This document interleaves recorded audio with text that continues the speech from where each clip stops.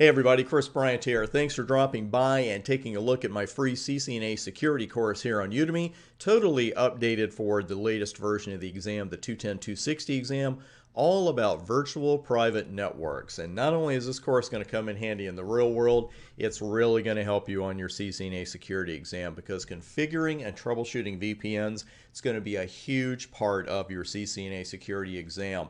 And this totally ad-free course is going to get you ready for success with VPNs on your security exam day and also working with VPNs in real-world networking situations because in the end, that's what it's all about. By the way, this course assumes no prior knowledge or configurations of VPNs. If you've never touched one, you've never seen the terminology, you're actually in the right place because I'm going to take care of that for you.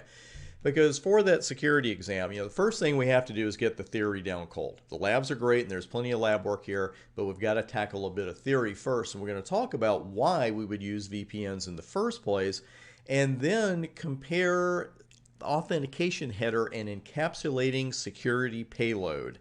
Quite the mouthful, AH and ESP. We're going to talk about the similarities and differences between the two and when to pick one over the other during a live config here in the course. Now, if you don't even know what those are, no worries because I'm going to take care of that for you as well. We're going to go over all of the main steps in VPN creation in theory and then during a live lab on live Cisco routers.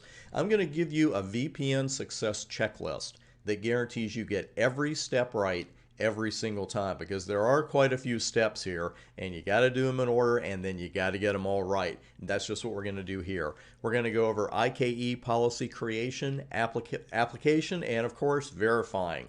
Something called a transport set with VPNs. We're going to create those. I'm going to explain them to you clearly and we'll see how to apply them.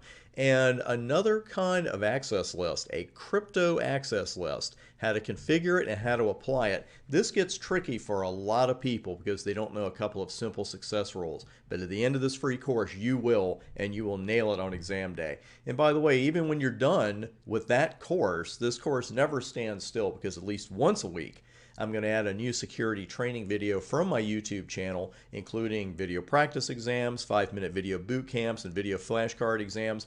All brand new videos created for the latest version of the CCNA security exam.